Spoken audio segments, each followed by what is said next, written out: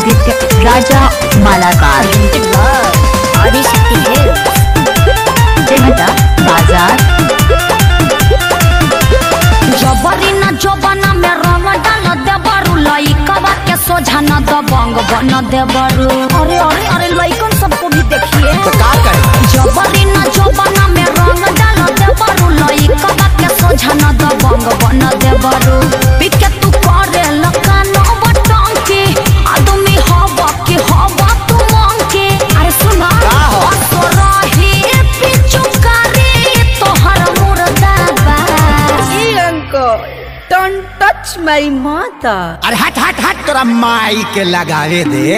भतीजवा के माई जिंदाबाद जिंदाबाद जिंदाबाद। भतीजवा के मौसी जिंदाबाद जिंदाबाद जिंदाबाद। भगवा की ना तू लोग ना भतीजा तोर माहियो जिंदाबाद तोर मौसियो जिंदाबाद। भतीजा तोर माहियो जिंदाबाद ना मनवा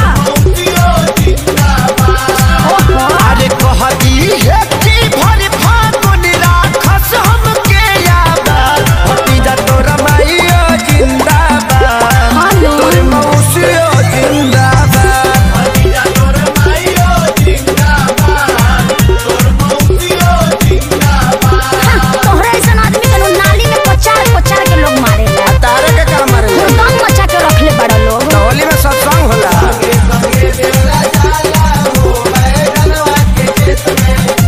सुपर स्टार गायक आदित्य राजा मालाकार बाजार।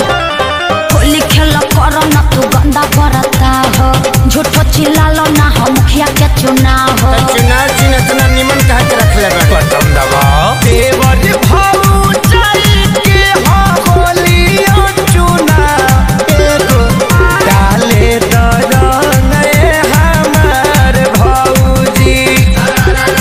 असो छछुआई के ना हमनी के डाट जानो तानी की हऊ तू खेलार भौजी।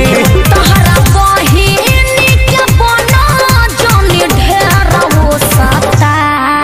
रुका बाबू तू घर में जोता भीतर जाइबे का फेर इ लोग के बताइए दे हम बिना बतावले छोटका आ गई ना मान लोग ना।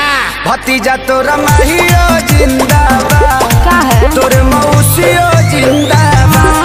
भतीजा तोरा माहियो जिंदाबाद तोर मौसियो जिंदाबाद।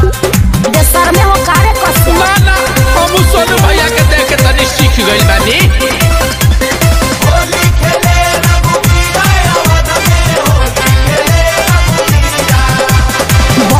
के लागता बिगड़बय अखिलेश हो तोहरे संगे बाउर बन गइले बरजेश हो।